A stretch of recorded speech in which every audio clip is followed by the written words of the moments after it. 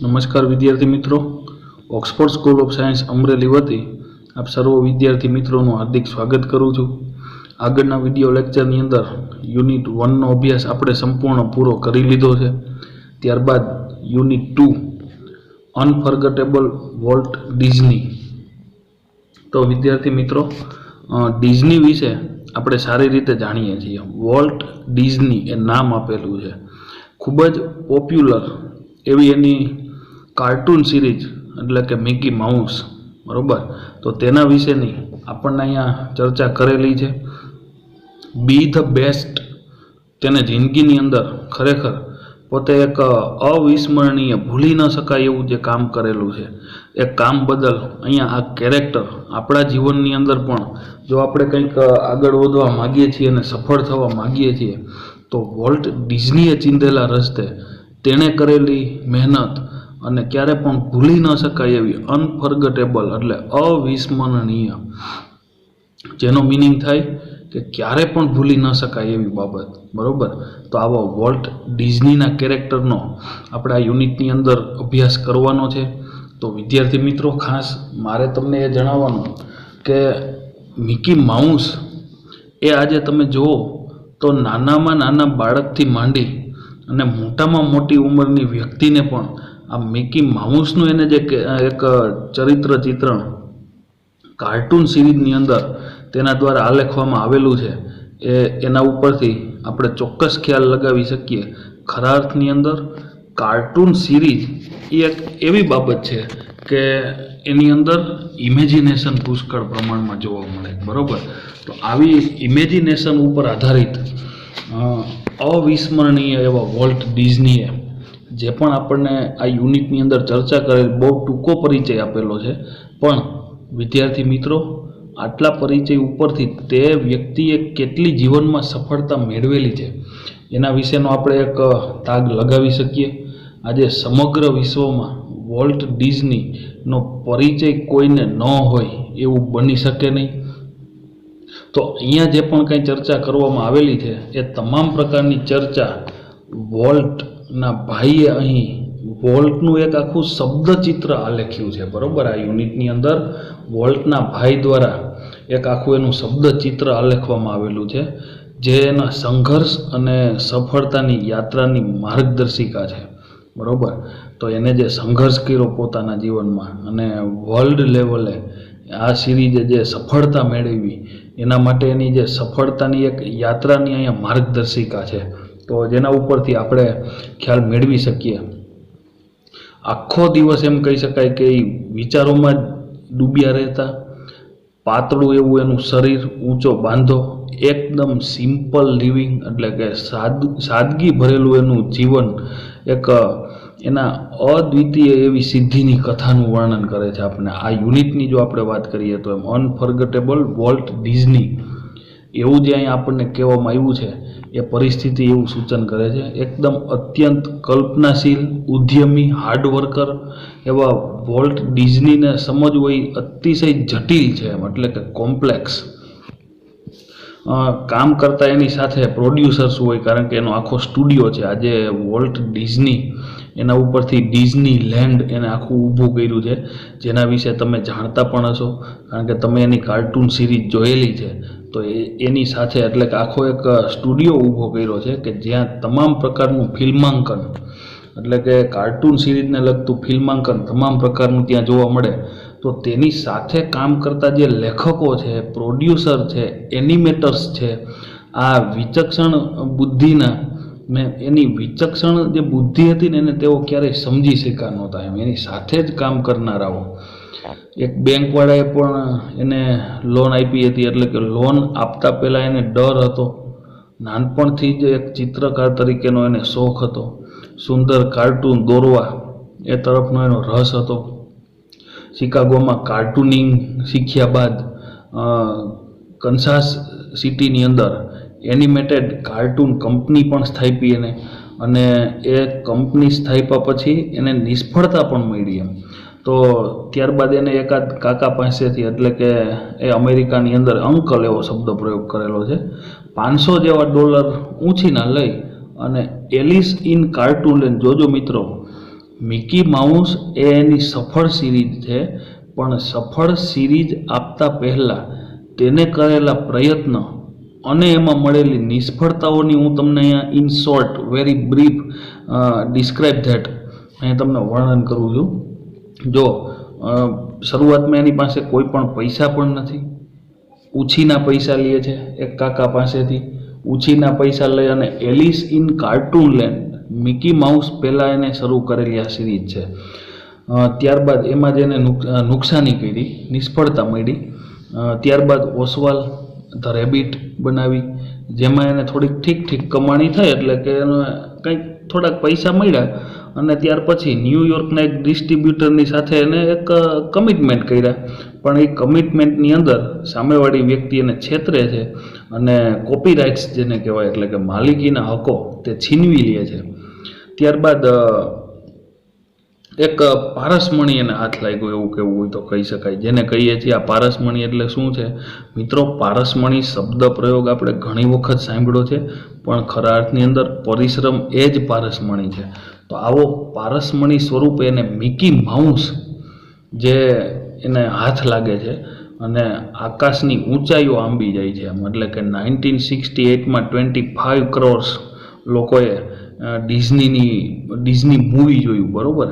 તો આ Disney present તમે જોઈ શકો છો, એની આખી ચેનલ આવે છે ડિઝની પ્રેઝન્ટ એમ કહીને. અત્યારે તો અલગ અલગ પ્રકારની ઘણી બધી કાર્ટૂન સિરીઝ આવે છે, પણ શરૂઆત અને વિશ્વ લેવલે એને જે નામ કમાયેલું છે એવી મિકી માઉસ. મિત્રો, મિકી માઉસનું તમે એક પિક્ચર ડ્રોઈંગ જુઓ તો પણ તમને મન ખુશ કરી દે છે. તો આ એની એક ઇમેજિનેશન છે વોલ્ટ ડિઝનીની. તો અહીંયા જે સફળ સિરીઝ આપવી, આગળ આપણે વાત કરી Alice in cartoon land, Oswald the rabbit.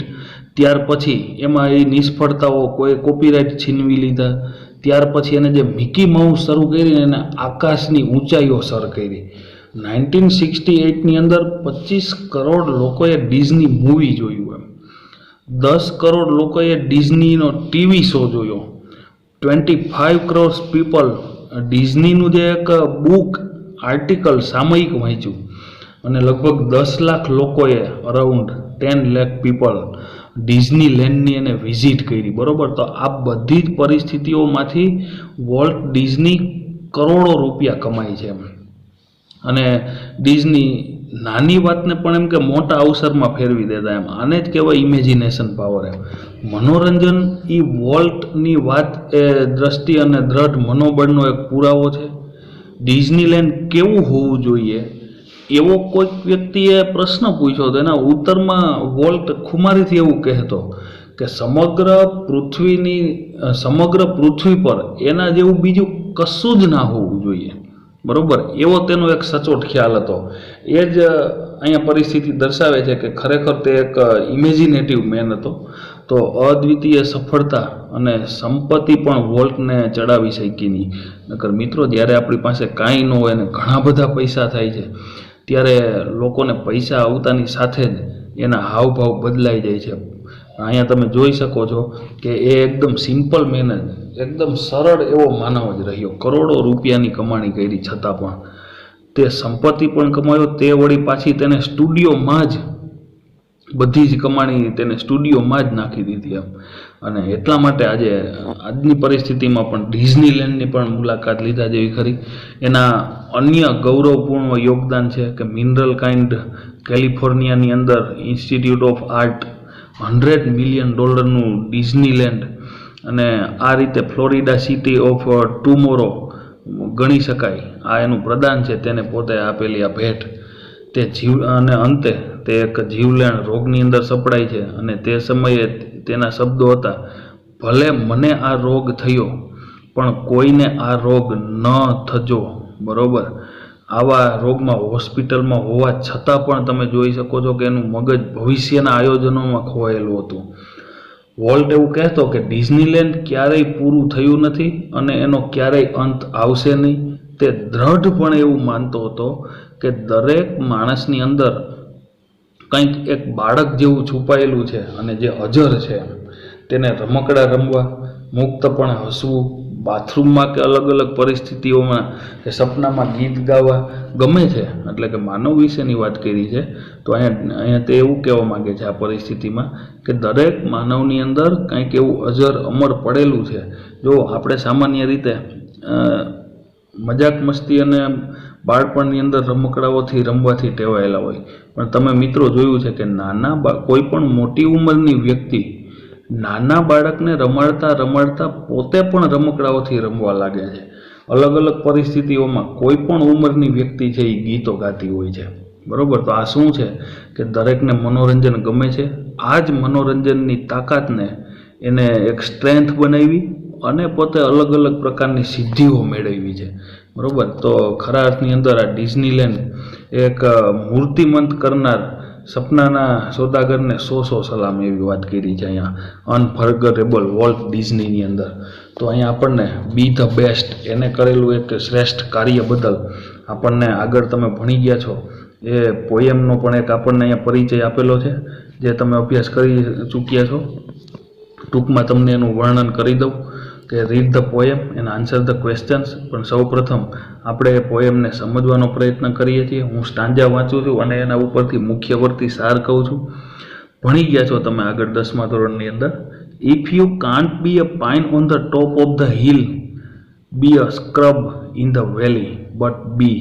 શું કહેવા માગે છે કે તમે પર્વતની ટોચ ઉપર રહેલ પાઇન નામનું વૃક્ષ ન થઈ શકો તો કાંઈ નહીં, પણ એક નાનો કણ થાવ, નાનું વૃક્ષ થાવ. સ્ક્રબ ઇન ધ વેલી પણ ખીણ પ્રદેશનું, પણ કંઈક થાવ. ધ બેસ્ટ લિટલ સ્ક્રબ એવું નાનું વૃક્ષ થાવ by the side of the rill. કેવું વૃક્ષ થવાનું છે કે ઝરણાઓની બાજુમાં રહેલા ઝાડી ઝાખરા. બી અ બુશ, બરોબર, એટલે કે ઝાડી ઝાખરા થાવ.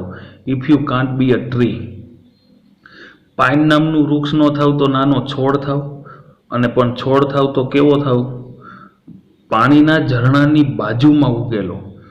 જો તમે છોડ ન થઈ શકો તો કાંઈ નહીં, વૃક્ષ ન થઈ શકો તો કાંઈ નહીં, પણ ઝાડી ઝાખરા થાવ, બરોબર. તો આપણને અહીંયા વાત કરી છે વૃક્ષો બનવાની નહીં, પણ આપણે હાયર લેવલની સફળતાઓ ન મેળવી શકીએ, પણ એવી સફળતા મેળવો નાની પણ જે ખૂબ જ પ્રતિષ્ઠિત હોય અને જેની વેલ્યુ પણ most. If you can't be a bush, હજી પણ એવું કહે છે કે જો તમે ઝાડી ઝાખરું ન થઈ શકો, બી અ બીટ ઓફ ધ ગ્રાસ, તો નાનું એવું ખડ થાવ. And sum highway happier make, પણ કેવું? રાજમાર્ગ ઉપરના ખડ થાવ. મિત્રો, જ્યાં આવે ત્યાં ઉગેલા ખડની કોઈ વેલ્યુ નથી, એને ઉખેડીને ફેંકી દેશે. પણ તમે જોયું છે ઘણી બધી જગ્યાએ ગાર્ડનમાં રાજમાર્ગ ઉપર ખડનું વાવેતર કરવામાં આવે છે. તો આપણને ત્યાં એવું કહેવા માંગે છે તો નાનું એવું તણખલું વૃક્ષ ન થઈ શકો તો તણખલું થાવ, પણ કેવું તણખલું કે રાજમાર્ગની શોભામાં અભિવૃદ્ધિ કરે એવું. If you can't be a muskie then just be a bass, but the લીવલીએસ્ટ બાજ ઇન ધ લેક. શું કીધું? જો તમે મોટી માછલી ન થઈ શકો તો કાંઈ નહીં, નાની માછલી થાવ, પણ તળાવને જીવંત કરતી એમ. થર્ડ સ્ટાન્જામાં એવું કીધું છે કે we can't all be captain, આપણે બધાય કેપ્ટન ના બની શકીએ. We have got to be a crew, તો આપણે હોડીની અંદર કામ કરનાર હોય એને ક્રીવ કહેવાય, બરોબર. તો there is something for all us here. શું કીધું? કે આપણા દરેકની પાસે અહીંયા કંઈક ને કંઈક તો કામ કરવા માટે છે જ. Theirs big work to do and theirs laser to do. શું કીધું? જો તમે કરી શકો તો મોટા મોટા કામ પણ છે, અને જો મોટા કામ નથી કરી શકતા તો નાના કામ પણ તમારા માટે તૈયાર છે. પણ કંઈક કરો, આળસુ બનીને બેસી ના રહ્યો. And the task we must do is the near, અને એ કામ આપણી આજુબાજુમાં જ છે, નજીકમાં જ છે. If you can't B highway, જો તમે હાઈવે રોડ ન થઈ શકો, રાજમાર્ગ ન થઈ શકો, then just be a trail, તો નાની એવી કેળી થાવ. If you can't be the sun, be a star, જો સૂર્ય નથી થઈ શકતા તો નાનો એવો એક તારો થાવ. It is not by the સાઇઝનું કોઈ મેટર નથી, એટલે કે નાનું કે મોટું એવા કદનું કોઈ અહીંયા બાબત નથી. That you win or you fail, તમે જીતો કે પછી નિષ્ફળ થાવ. પણ શું કહે છે અહીંયા આપણને લાસ્ટ લાઇનમાં? બી the best of what ever you are, તમે જે પણ કાંઈ છો એ પરિસ્થિતિમાં શ્રેષ્ઠ થાવ. બી ધ બેસ્ટ, બરોબર. એટલે આપણને અહીંયા પોયમ પણ ઘણું બધું કહી જાય છે. આપણા પોએમનું ટાઇટલ પણ એવું આપેલું છે, બી ધ બેસ્ટ, તમે શ્રેષ્ઠ થાઓ. જે શ્રેષ્ઠતા માટેની વાત, કેવી રીતે સફળતા મળે, નિષ્ફળતાઓ તો ઘણી બધી આપણને પ્રાપ્ત થવાની છે, પણ આવી નિષ્ફળતાઓમાંથી પણ આપણે શ્રેષ્ઠ થાય અને સફળ થાય એવી આપણને અહીંયા વાત કરવામાં આવી છે. જે વોલ્ટ ડિઝનીના કેરેક્ટરનો અભ્યાસ કર્યા પછી તમે ઘણું બધું સમજી શકશો જીવનમાં. તમે પણ સફળતા માટે જો એના જીવનમાંથી કદાચ પ્રેરણા લેશો તો 100% તમને પણ એમાંથી માહિતી મળશે. તો જોઈએ, આવું એક અદ્ભુત અને ક્યારે પણ ભૂલી ન શકાય એવું, એટલે આપણને એવું કીધું છે કે અનફર્ગેટેબલ વોલ્ટ ડિઝની, ભૂલી ન શકાય એવું, એટલે કે અવિસ્મરણીય વોલ્ટ ડિઝની. અહીંયા વાત કોણ કરે છે? આપણને આપેલું છે બાજુમાં રોય ડિઝની. આ રોય ડિઝની છે એ વોલ્ટ ડિઝનીનો બ્રધર છે.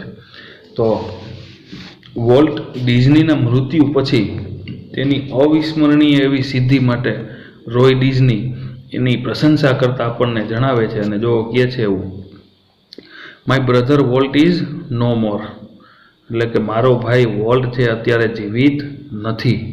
યેટ, એવા જે સ્પેલિંગ લાગે એ તમે તમારી પાસે બુક હોય એમાં નોટ ડાઉન કરતા જાઓ. જો તમારી પાસે બુક છે તો પેન્સિલથી જે તે વર્ડ્સ ઉપર જ તમે લખતા જશો. એટલે અહીંયા એવું કહે છે કે મારો ભાઈ વોલ્ટ છે એ અત્યારે જીવિત નથી. Yet his influences lingered like a living presence over the studio. મારો ભાઈ છે એ જીવિત નથી, છતાંય અત્યારે પણ જેને લીધે તે સમગ્ર વિશ્વમાં જાણીતો છે કે where he turn out the cartoons, nature film and feature movie that made him known and love around the world. શું કહે છે કે સમગ્ર વિશ્વમાં જાણીતો થયો, તેને જેને લીધે પ્રેમ સંપાદન થયો, એટલે કે આટલો બધો લોકોનો પ્રેમ પ્રાપ્ત થયો. બરાબર, તો આ તમામ પ્રકારની પરિસ્થિતિ જેવી કે કાર્ટૂન, નેચર ફિલ્મ અને ફીચર મૂવી જ્યાં બની હતી તે સ્ટુડિયોમાં તેની ઉપસ્થિતિ હજી પણ સતત વર્તાય છે. એમ કીધું કે living presence over the studio, કે સ્ટુડિયોની અંદર તેની ઉપસ્થિતિ હોય ને એવું હજી પણ લાગે છે, એમ સતત વર્તાય છે. એનો મિનિંગ શું થયો કે હજી પણ તેની ઉપસ્થિતિ હોય એવું અહીંયા જોવા મળે છે. એટલે કે જો માણસ જીવતા હોય ત્યારે પણ વેલ્યુ નથી હોતી, તો મિત્રો મૃત્યુ પછી પણ લોકો જેને યાદ કરે છે એ વ્યક્તિ ખરેખર ગ્રેટેસ્ટ પર્સન હોઈ શકે. તો અહીંયા આપણને તે એવું કહે છે કે even now as I walk around the studio crew. શું કહે છે કે અત્યારે પણ હું જ્યારે સ્ટુડિયોમાં કામ કરનારા, અહીંયા ક્ર્યુ એટલે શું છે, સ્ટુડિયોની અંદર કામ કરનારાઓ, સ્ટુડિયોમાં કામ કરનારાઓની વચ્ચે ચક્કર લગાવતો હોઉં ત્યારે તે અહીંયા એમ કહે છે કે I half expect to encounter that toll.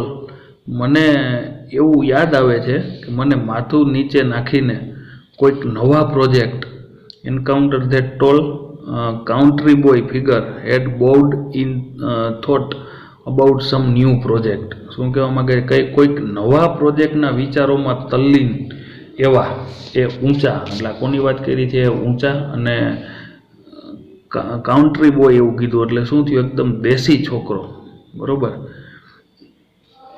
સકારાત્મક થાય છે એમ, એટલે કે એ મને જાણ થાય છે, જાણે કે હજી પણ જીવિત હોય અને નવા પ્રોજેક્ટ ઉપર વિચાર કરી રહ્યો હોય એવું જોવા મળે છે.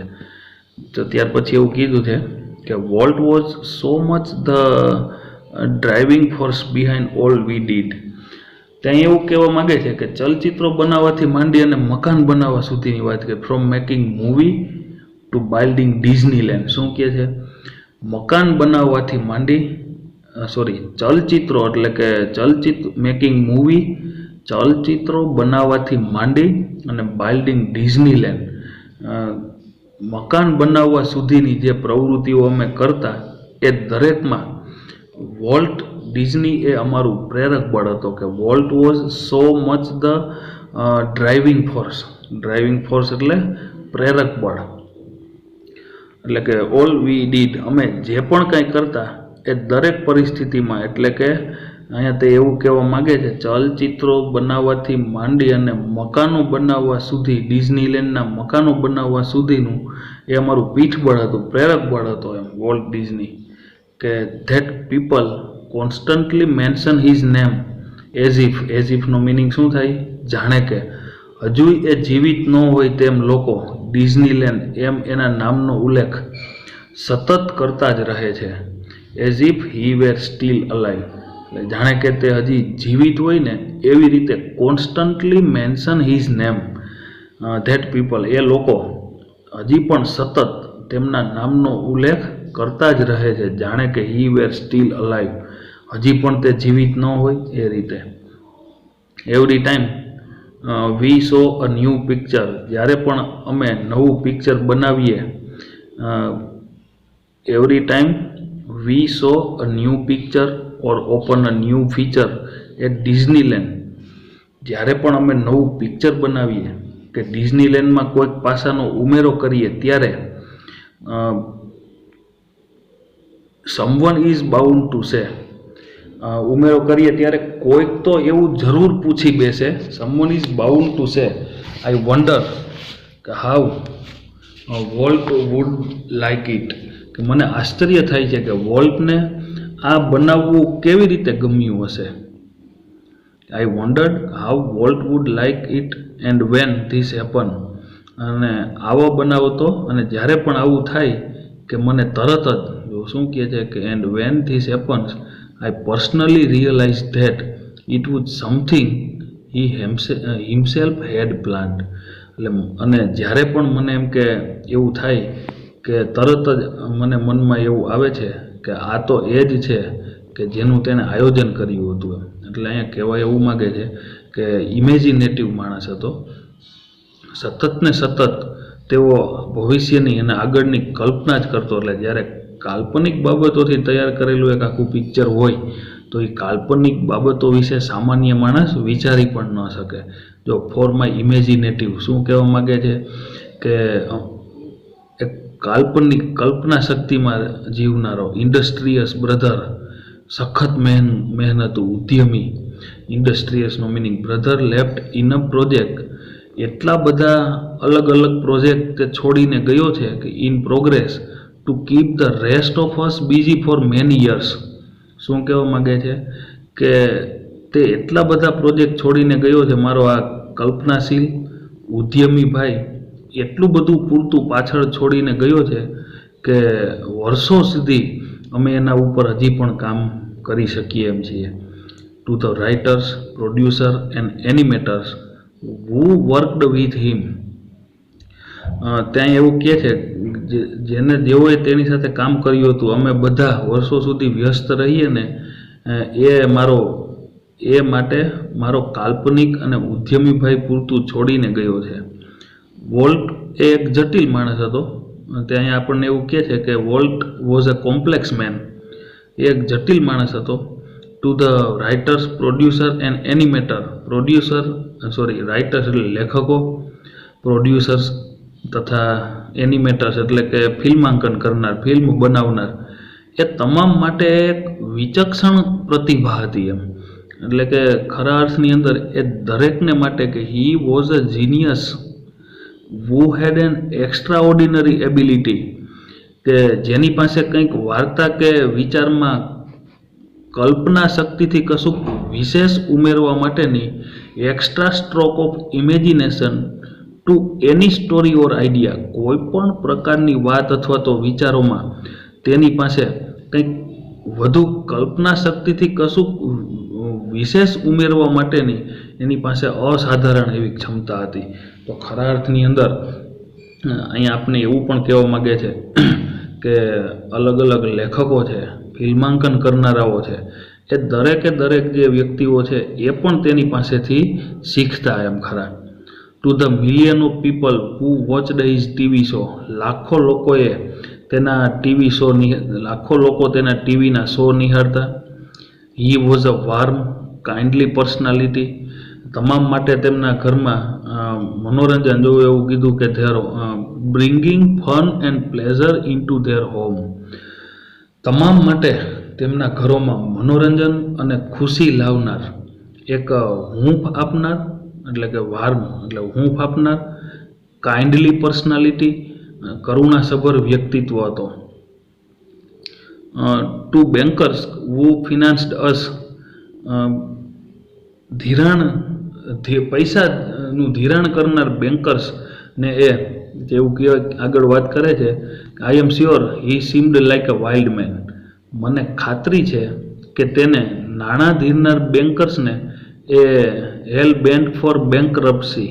બેન્કરપ્સી એટલે દેવાળું ફૂંકવું. દેવાળું ફૂંકવું એટલે એનો મિનિંગ શું થયો કે પૈસા ઉછીના લઈ અને પછી સમયસર ભરપાઈ ન કરી શકે એને દેવાળું ફૂંકવું કહેવાય. તો અહીંયા તે એવું કહે છે કે મને ખાતરી છે કે તેને નાણાં ધીરનાર બેન્કર્સને એ દેવાળું કાઢવાની પૂરેપૂરી શક્યતા ધરાવનાર એ ઉમદા વ્યક્તિ લાગતો એમ. એટલે અહીંયા આપણે આગળ જ જોયું શરૂઆતમાં કે બેંકમાંથી પૈસા આપનાર બેન્કર્સને પણ એવો ડર લાગતો કે આ વ્યક્તિ જે છે એ આટલા બધા પૈસા તો ઉપાડે છે પરંતુ એ ભરપાઈ કરી શકશે નહીં. એટલે એને ડર લાગતો હતો લોન આપતા પહેલાં. પણ અહીંયા તે એ પરિસ્થિતિનું પણ વર્ણન કરે છે એમનો ભાઈ. તો to me he was my amazing kid brother. શું કહે છે કે મારા માટે તો એ એક અમેઝિંગ એટલે કે અદ્ભુત ભાઈ હતો. ફૂલ ઓફ ઇમ્પ્રેક્ટિકલ ડ્રીમ્સ, જેણે બિનવ્યવહારુ સપનાને that he head come true. તો આવા એના બિનવ્યવહારુ એટલે કે જ્યારે કોઈક વ્યક્તિ આ મોટા મોટા સપનાઓ વિશેની વાત કરી રહી હોય અને એની વાત તમને તથ્ય વગરની લાગે તો એ એક બિનવ્યવહારુ એવી વાત કહેવાય. તો અહીંયા એવું કહે છે કે જેણે બિનવ્યવહારુ સ્વપ્નાને પણ સાકાર કર્યા. The apple orchard and weeping willow stand green and beautiful at our old farm. જ્યાં વોલ્ટે સૌ પ્રથમ એવું કહે છે કે ઓલ્ડ ફાર્મ કે વેર વોલ્ટ સ્કેચ્ડ હિઝ ફર્સ્ટ એનિમલ્સ. શું કહેવા માગે છે કે જ્યાં વોલ્ટે સૌ પ્રથમ પ્રાણીઓના સ્કેચ એટલે રેખાચિત્રો, પ્રાણીઓના સ્કેચ બનાવ્યા હતા એ સુંદર લીલાછમ સફરજનની વાડી, બરોબર. Apple orchard and weeping willows stand green and beautiful એટલે કે સુંદર અને લીલા સફરજનની વાડીઓ અને હરિયા ભર્યા ઝાડવા. એટલે એપલ ઓર્ચાર્ડ એટલે શું થયું, એપલના હરિયા ભર્યા વૃક્ષો. એ અમારું જૂનું ફાર્મ આજે પણ છે. I recall how Walt and I would snuggle together in bed. મને યાદ આવે છે એ પરિસ્થિતિ બાળપણની કે વોલ્ટ, આ એમનો ભાઈ રોય ડીઝની વાત કરે છે કે બાળપણની એ પરિસ્થિતિ યાદ આવે છે કે વોલ્ટ અને હું કેવા પથારીમાં એકબીજાને લપાઈને સૂતા. એટલે સ્નગલનો મિનિંગ શું થશે, લપાઈને સૂવું.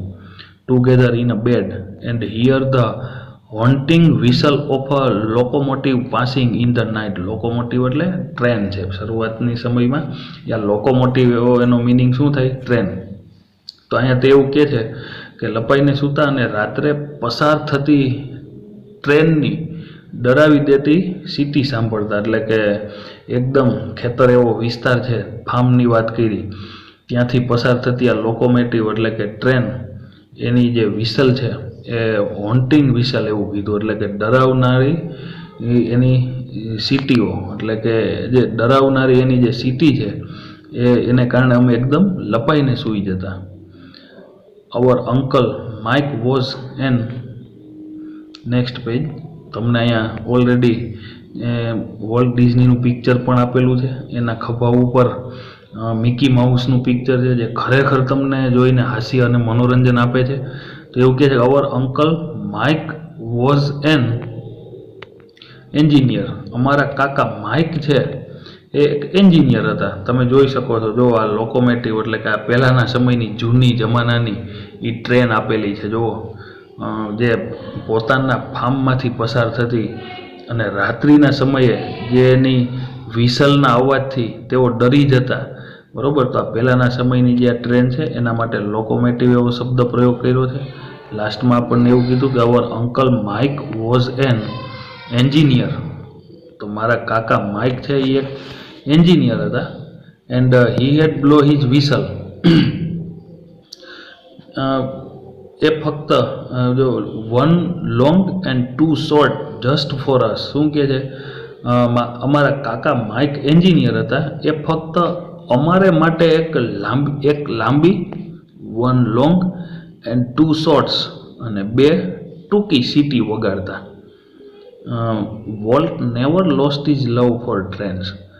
વોલ્ટનો ટ્રેન્સ પ્રત્યેનો પ્રેમ એટલે કે લગાવ છે એ ક્યારેય ઓછો થયો નથી. નેવર લોસ્ટ એટલે કે ક્યારેય ઓછો થયો નહીં. યર્સ લેટર, વર્ષો બાદ, an old fashion train was one of the first attraction at Disneyland. અને વર્ષો બાદ ડિઝનીલેન્ડમાં એક જૂના જમાનાની ટ્રેન એના શરૂઆતના આકર્ષણોમાંનું એક હતી. એટલે કે ડિઝનીલેન્ડની અંદર વોલ્ટ ડિઝનીએ આ જૂના જમાનાની, જે હમણાં જ આપણે લાસ્ટમાં વાત કરી, લોકોમેટિવ, આ ટ્રેન જે છે એ ટ્રેન એને ડિઝનીલેન્ડની અંદર મૂકી. મિત્રો જુઓ તમે કે એક સ્ટુડિયો તૈયાર કરવો, ડિઝનીલેન્ડ તૈયાર કરવું કે જે એક મનોરંજન માટે કે લોકો એની અંદર આવી અને ખરેખર ખુશ થાય, તો આવી એક ઇમેજિનેશન સિવાય આ વસ્તુ ન બની શકે. અને લાંબા સમય સુધી આજે વર્ષો પછી પણ, આજે ઘણા વર્ષો પહેલાં ડિઝનીલેન્ડની અંદર વોલ્ટ ડિઝનીએ જે પણ કંઈ તમામ પ્રકારનું ચરિત્ર ચિત્રણ અને એક બાબતોની જે ગોઠવણ કરેલી છે એ આજે પણ એમ કે દરેક લોકોને માટે એક આકર્ષણનું કેન્દ્ર બની છે. As a far back as I can remember, ભૂતકાળની વાત મને યાદ છે કે વોલ્ટ વોઝ અ ડ્રોઈંગ, એટલે વોલ્ટ ચિત્રો બનાવતો. The first money he ever made was a nickel for a sketch of a neighbours horse. શું કહે છે?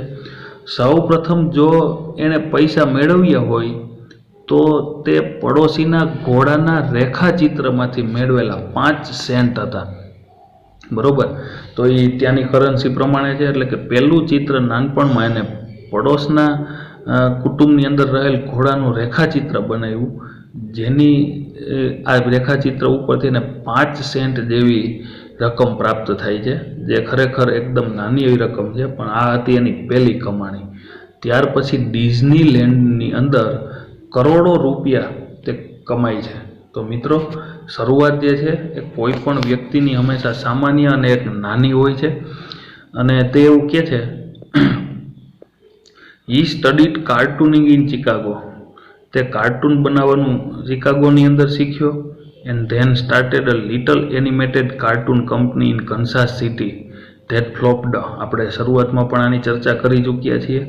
પછી તેણે કેન્સાસ શહેર નજીક એક નાનકડી એવી એનિમેટેડ કાર્ટૂનની કંપની શરૂ કરી.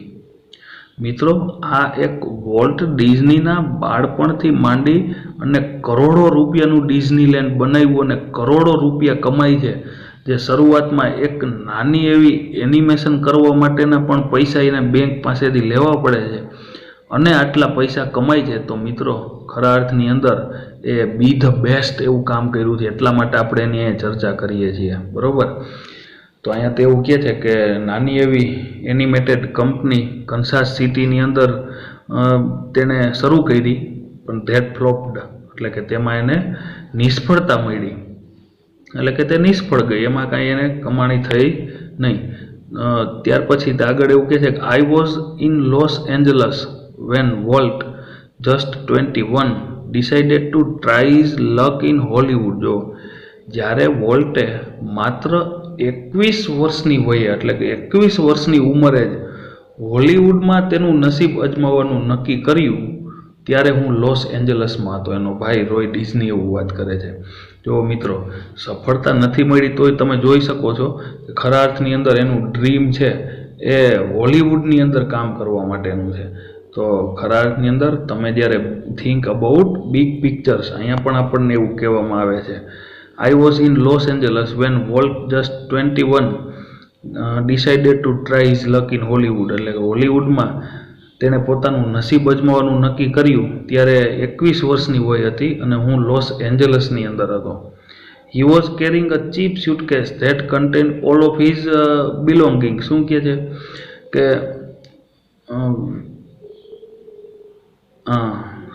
આઈ met him at the station. હું તેને સ્ટેશન ઉપર મળ્યો He was carrying a cheap suitcase that contained all of his belongings. હું તેને સ્ટેશન પર મળ્યો એ વખતે તેની પાસે તમામ શસ્ત્ર સરંજામ, એટલે કે એને કાર્ટૂનિંગને લગતા તમામ પ્રકારના જે શસ્ત્ર સરંજામ છે એ ભરેલી એક સામાન્ય એવી સુટકેસ હતી. અને મિત્રો, હોલિવૂડની અંદર તે પોતાનું નસીબ અજમાવવા માટે આવે છે.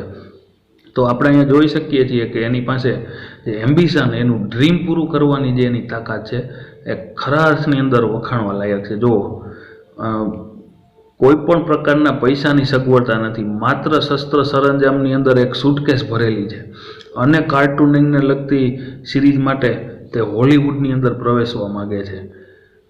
જો શરૂઆત પણ કેવી રીતે કરે છે, we borrowed $500 from an uncle, એક કાકા પાસેથી $500 ઉછીના લીધા. And Walt started a cartoon series called Alice in cartoon land. આપણે શરૂઆતમાં પણ વાત કરી ચૂક્યા છીએ. વોલ્ટ છે એ એલિસ ઇન કાર્ટૂન લેન્ડ નામની એક સિરીઝ શરૂ કરે છે $500 ઉછીના લઈને. Walt did all the animation. આગળ વધુ ખરા અર્થની અંદર અમે એક વડીલ પાસેથી, એટલે કે કાકા પાસેથી $500 ઉછીના લીધા અને વોલ્ટે એલિસ ઇન કાર્ટૂન લેન્ડ નામની એક કાર્ટૂન શૃંખલા શરૂ કરી, બરોબર. અને ઇટ વોઝ ટફ ગોઈંગ. શું કહે છે કે એને આગળ વધારવી એ ઘણું જ કઠિન હતું, કારણ કે તમે રૂપિયા રોકે જાઓ છો પણ એમાંથી આવક શરૂ નથી થતી. તો આવા પ્રકારની સિરીઝને આગળ વધારવી એ ખરા અર્થની અંદર અઘરું કામ બની જતું હોય છે. તો અહીંયા તે એવું કહે છે કે આગળ વધારવી એ બહુ અઘરું કામ હતું. Volt did all the animation. તો અહીં શું કહે છે કે વોલ્ટ તમામ પ્રકારના એનિમેશન કરતો અને and I crane the old fashion camera, અને હું પેલો જૂની શૈલીનો કેમેરા ચલાવતો. તો અહીંયા તે એવું કીધું કે ક્રેન્ડ એટલે ચલાવવું, તો ઓલ્ડ ફેશન કેમેરા, પહેલાંના સમયનો કેમેરો એ અત્યારના લેટેસ્ટ અને ડિજિટલ કેમેરાથી ક્યાંય પણ અઘરો હતો. તમે એવું જોયું છે જૂના મૂવીની અંદર જુઓ તો પ્રોજેક્ટરની સિસ્ટમ પણ એવી હતી કે એક વ્યક્તિ હેન્ડલ ફેરવતો હોય અને સામેથી ડિસ્પ્લે ઉપરથી પિક્ચર પસાર થતા હોય. આ જૂના સમયની કેમેરાની અને શૂટિંગ અને ફિલ્માંકનની પદ્ધતિ હતી. તો એ સમયની વાત કરી છે કે I crane the old fashion camera.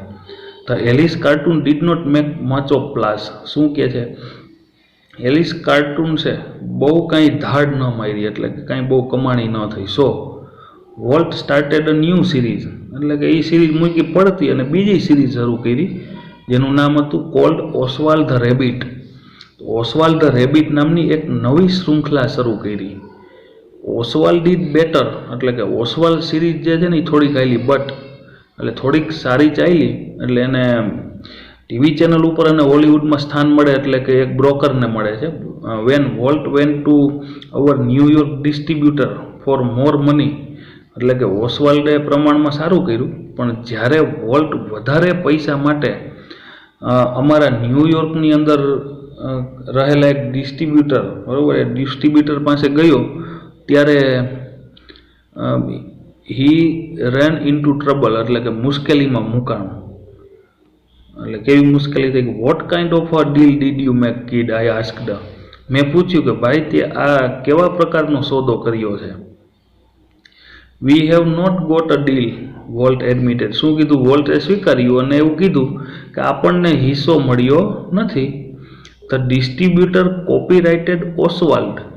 ડિસ્ટ્રીબ્યુટરે ઓસ્વાલ્ડના કોપીરાઇટ એટલે માલિકીના હકો લઈ લીધા. And he is talking over the series himself, અને હવે એ શૃંખલા એટલે કે આ સિરીઝ છે એ પોતે ચલાવશે. Walt did not seem downhearted, એટલે કે આપણી શરૂ કરેલી સિરીઝ કોઈ છળ કપટથી છીનવી લે અને આપણે નાસીપાસ થઈ જાય ખરેખર, એની જગ્યાએ એ ડાઉન હાર્ટેડ આશ્ચર્ય વચ્ચે વોલ્ટ જરા પણ ના હિંમત દેખાયો નહીં. એમ તેની સિરીઝ અન્ય ડિસ્ટ્રીબ્યુટરે છીનવી લીધી, એના કોપીરાઇટ લઈ લીધા સ્ટ્રોંગ મેને, છતાં પણ તે ડાઉન હાર્ટેડ એટલે કે નાસીપાસ કે ના હિંમત થયો હોય એવું દેખાયું નહીં. અને શું કહે છે? We are going to start a new series, he enthused. એણે ઉત્સાહભેર કહ્યું કે આપણે બીજી સિરીઝ ચાલુ કરીશું. And this time we will own the mouse. અને શું કહે છે? અને આ વખતે તો આપણે ઉંદરને આપણો જ બનાવીને રહેશું, એમ, બરાબર. એટલે અહીંયા હવે કઈ સિરીઝની વાત કરી છે? કે માઉસ વિશેની વાત કરી છે. We are going to start a new series he enthused. It's about a mouse. તે ઉંદર વિશેની છે. And this time we will own the mouse. અને આ વખતે તો ચોક્કસ માઉસ એટલે કે ઉંદરને આપણો જ બનાવીને રહેશું. અને આ માઉસ એટલે કોણ? તો કે મિકી માઉસ. બરોબર. અને ખરા અર્થની અંદર એને જ્વલંત સફળતા પણ મેળવી અને ત્યારબાદ વોલ્ટ ડિઝનીનું ખરા અર્થની અંદર ઉપડી ગયું. The rest is history. જો અહીંયા શબ્દ પ્રયોગ કર્યો છે. હવે બાકીનું બધું જે પણ કંઈ થયું ને એ ઇતિહાસ ગણી લ્યો. ત્યાર પછીથી આ શરૂઆત કરી ત્યારથી માંડી અને સફળતાની સીધી જ વાત કરી છે. Volt mouse Mickey celebrated is 14th birthday in 1968. શું કહે છે? તે પછી જે પણ કંઈ બન્યું ને એ બધો ઇતિહાસ છે. એટલે કે એની ચર્ચા આપણને અહીં આપેલી નથી. શું કીધું કે વોલ્ટના ઉંદર મિકીને 1968માં આ માઉસનો એટલે કે ઉંદરનો 40મો જન્મદિવસ મનાવ્યો. તો અહીંયા શું કહેવા માગે છે કે ત્યાર પછીના 40 વર્ષ સુધીમાં એની જે સફળતા કેટલી હતી અને એ 40મો જન્મદિવસ અત્યંત આનંદપ્રદ હતો 1968માં. એટલે કે આજે 40 વર્ષના સમયગાળામાં માઉસે કેટલી સિદ્ધિ મેળવી હતી તો કે 1968 100 million watched Disney TV show. આપણે આગળ ચર્ચા કરી કે 1968માં આ ડિઝની મૂવી 25 કરોડ લોકોએ જોયું.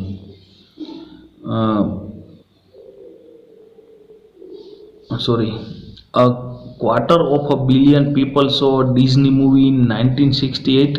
એટલે કે ક્વાર્ટર એટલે ચોથો ભાગ. બરોબર. એટલે અહીંયા આપણને ક્વાર્ટરનો ચોથો ભાગ એટલે શું થયું? 25 કરોડ. બરોબર. 1 અબજનો ચોથો ભાગ એટલે 25 કરોડ.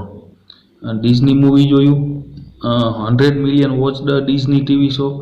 10 કરોડ લોકોએ, આપણી ભાષામાં કીધું છે 100 મિલિયન એટલે 10 કરોડ લોકોએ ડિઝની ટીવી શો જોયો.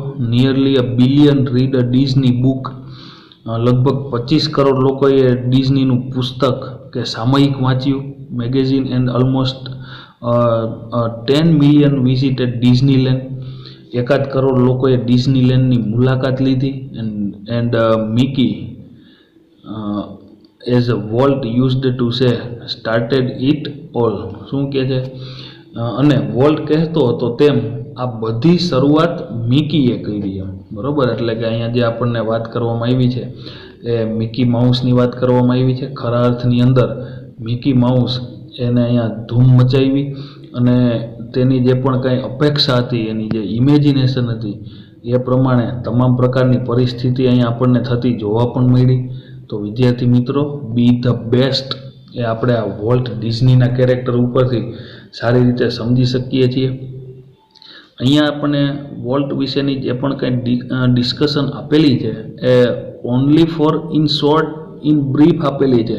ખરા અર્થની અંદર કોઈ પણ એક પ્રતિષ્ઠિત વ્યક્તિના આખા જીવનનો ચિતાર તમે જ્યારે જોવો છો ત્યારે એની સફળતા વિશેની મેઇન બાબતો જ લીધેલી હોય છે, જેના ઉપરથી આપણે શીખવાનું છે કે જીવનમાં જ્યારે પણ સફળતા આવ્યું, if you can succeed, hard work is necessary two fulfil your dream. જો તમારે તમારા સ્વપ્નને સાકાર કરવું છે તો ખરા અર્થની અંદર તમારે સખત મહેનત કરવી જ પડશે, એન્ડ વિથ સ્માર્ટ વર્ક. તો વિદ્યાર્થી મિત્રો, આ unit 1 read 1 Walt Disney, unforgettable Walt Disney, અવિસ્મરણીય એવા વોલ્ટ ડિઝનીની જે આપણે અહીંયા ડિસ્કશન કરી છે. હવે પાર્ટ 2ની અંદર આપણે આગળ એ વાત વધારશું. આજે આપણે આટલે સુધી રાખીએ છીએ. આભાર.